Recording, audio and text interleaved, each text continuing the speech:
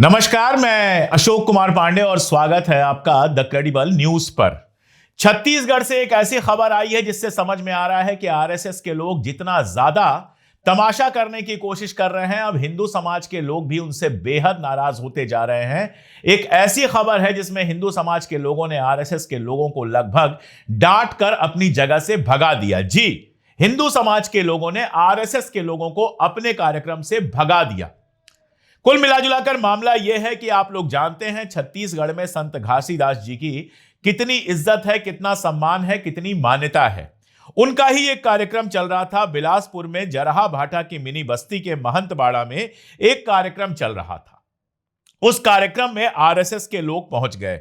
महंतबाड़ा के जो राजमहंत हैं डॉक्टर बसंत अंचल, उन्होंने कार्यक्रम में आरएसएस के लोगों को भी बुलाया था, जैसे सबको बुलाया था। वहां पर आरएसएस के संघचालक डॉक्टर राजकुमार सचदेव, जिला संघचालक रामधन रजक, नगर संघचालक प्रदीप शर्मा सहित ढेर सारे और कार्यकर्ता पहुंच गए थे। आरोप यह लगाया गया था कि कार्यक्रम के मंच से संघ का प्रचार किया जा रहा था।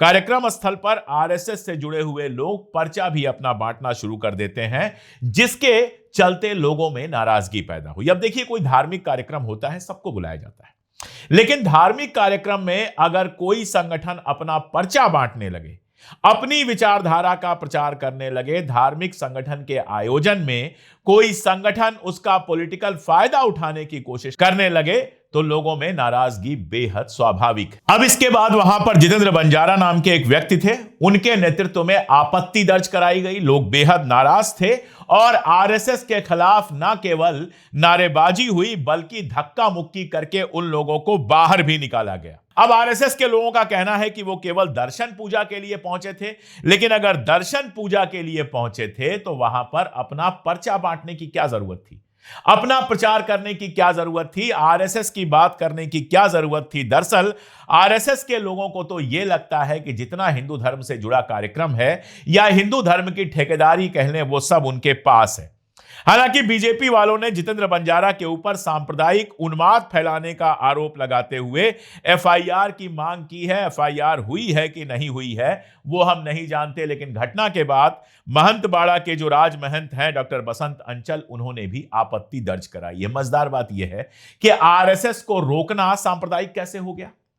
दोनों तरफ हिंदू थे, नाम से बिल्कुल क्लियर है। एक तरफ डॉक्टर जितेंद्र बंजारा और उनके लोग थे जो इसका विरोध कर रहे थे, दूसरी तरफ आरएसएस के लोग थे जो पर्चा वगैरह बांट रहे थे और जिसके चलते आपत्ति दर्ज की गई। इसमें न कोई मुसलमान था, न कोई ईसाई था, फिर सांप्रदायिक इशू कैसे आ गया?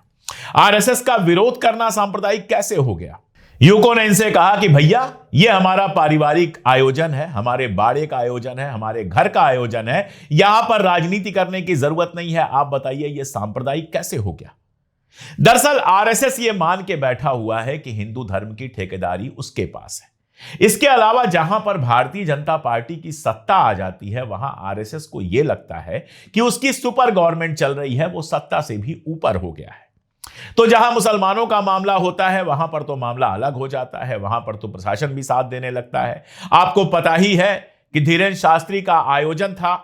धीरेन्द्र शास्त्री के आयोजन में कुछ लोग जो है वो पेटीज वगैरह बेच रहे थे, उनमें से कुछ मुस्लिम थे। उनकी पहचान करके उनको मारा पीटा गया, पेटी उनकी गिरा दी गई, नष्ट कर दी गई, उनका पैसा छीन लिया गया। और उसके बाद जब वो लोग गिरफ्तार होने के बाद रिहा हुए तो भारतीय जनता पार्टी के नेता दिलीप घोष जो है वो उनका बाकायदा स्वागत करते हुए, माला पहनाते हुए नजर आए, जैसे उनकी गुंडई कोई ऐसी वीरता थी जिसके लिए उनको इनाम मिलना चाहिए था। तो भारतीय जनता पार्टी का जहां शासन होता है, बंगाल में तो शासन नहीं है, इसलिए कम से कम जेल जाना पड़ा, भले तुरंत जमानत हो गई, लेकिन जहां शासन होता है वहां तो आरएसएस के लोग, खासतौर पर जब मुसलमानों या ईसाइयों के कुछ खिलाफ होता है तो उसमें खुला खेल खेलते हैं। छत्तीसगढ़ और उड़ीसा में भी तमाम ऐसे केस आए हैं जहां जो ईसाई समुदाय है उसके खिलाफ इन लोगों ने बहुत कुछ किया है। कहीं चर्च तोड़ा है, कहीं उनकी पब्लिक जो गैदरिंग हो रही है उसको रोकने की कोशिश की है, और जाने क्या क्या किया है। लेकिन अब ऐसा लगता है कि हिंदू समाज का एक हिस्सा भी इनसे नाराज हो रहा है। इनकी जिस तरह की राजनीति है, जिस तरह हर जगह घुसना है इनको और अपनी राजनीति करनी है, उससे हिंदू समाज के अंदर भी गुस्सा पैदा हो रहा है। जो संत घासीदास जयंती, गुरु घासीदास जयंती के दौरान ये जो घटना हुई है उससे समझ में आ रहा है। एक बहुत सीधी सी बात है, आप सोच के देखिए, आप कोई पूजा पाठ करवाते हैं, चलिए आप रामचरितमानस का अपने घर में पाठ करवाते हैं। आप इसलिए मानस का पाठ नहीं करवाते हैं कि आपको कोई राजनीति करनी होती है। कोई कुरान खानी इसलिए नहीं करवाता है कि उसको कोई राजनीति करनी होती है। आप अपनी धार्मिक आस्था के चलते, अपने धार्मिक भरोसे के चलते और अपने धार्मिक विश्वास के चलते आपको लगता है कि अगर रामचरितमानस का पाठ हम करवाएंगे तो घर में शांति होगी, आसपास शांति होगी और ईश्वर तक हमारी आवाज पहुंचेगी। तो आप रामचरितमानस का पाठ करवाते हैं। अब आप सोचिए, उस पाठ के दौरान चाहे आरएसएस हो, चाहे कांग्रेस हो, चाहे भाजपा हो, चाहे कोई भी पार्टी हो, उसके लोग अगर पहुंचकर पर्चा बांटना शुरू कर दें तो आपको कैसा लगेगा? अगर आपके धार्मिक आयोजन का प्रयोग राजनीति के लिए किया जाएगा तो कैसा लगेगा? जब आप रामचरितमानस का पाठ करवाते हैं, मैं एग्जांपल इसलिए दे रहा हूं कि छत्तीसगढ़ के बाहर बहुत सारे लोगों को गुरु घासीदास के महात्म्य के बारे में नहीं पता होगा, इसीलिए उसकी बराबरी के एक आयोजन के बारे में मैं आपको बता रहा हूं और उससे आप, इस उदाहरण से आप अंदाजा लगा सकते हैं।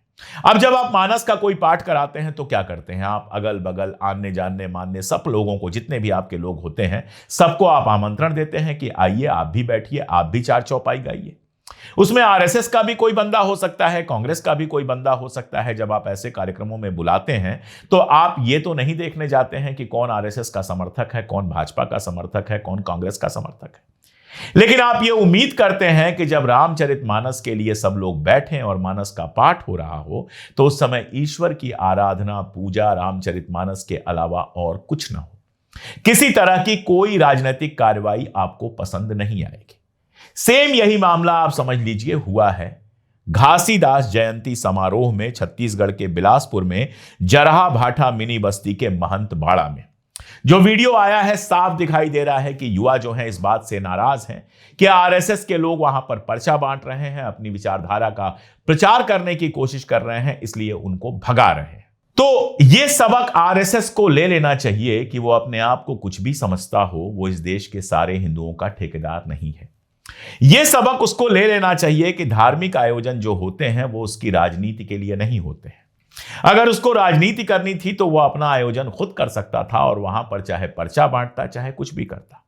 लेकिन जहां कोई और आयोजन कर रहा है वहां जाकर पर्चा बांटना, जबरदस्ती की राजनीति करने की कोशिश करना, आरएसएस को ऐसा लगता है, कम से कम उस इलाके में भारी पड़ा है, युवाओं के अंदर भारी गुस्सा देखा गया, आरएसएस के लोगों के साथ धक्का मुक्की करते हुए देखा गया। आरएसएस बार बार कह रहा है कि हमने ऐसा कुछ नहीं किया, लेकिन वहां के लोगों का कहना है कि वहां पर पर्चे बांटे गए।